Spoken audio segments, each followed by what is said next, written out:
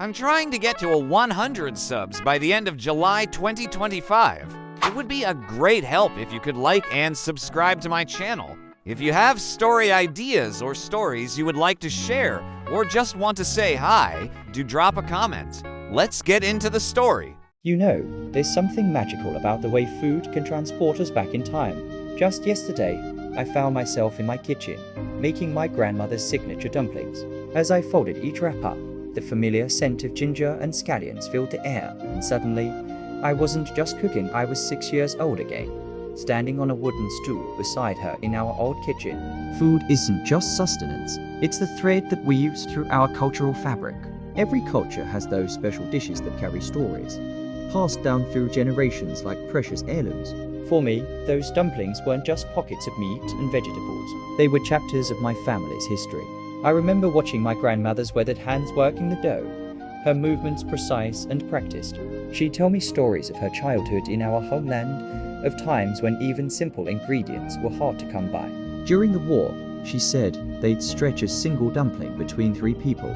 Those weren't just stories of hardship, they were lessons in resilience, gratitude, and the power of sharing. But you know what's fascinating? Sometimes the foods that bring back the strongest memories aren't even the good ones. There's this particular brand of instant noodles that reminds me of the year my family struggled financially. We ate them almost every night for months.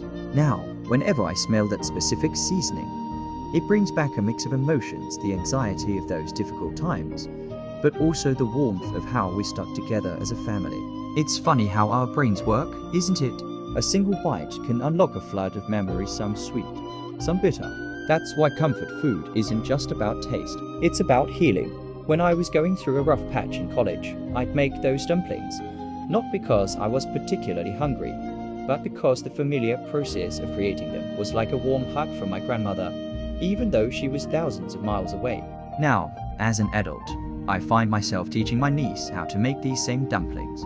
When I see her little hands clumsily folding the wrappers, I realize I'm not just passing down a recipe, I'm passing down our family's story, our culture, our resilience. In a world that's constantly changing, these tastes and smells remain constant, anchoring us to who we are and where we came from. Because that's what food really is, it's memory, it's love, it's healing. It's the taste of home, no matter where you are in the world.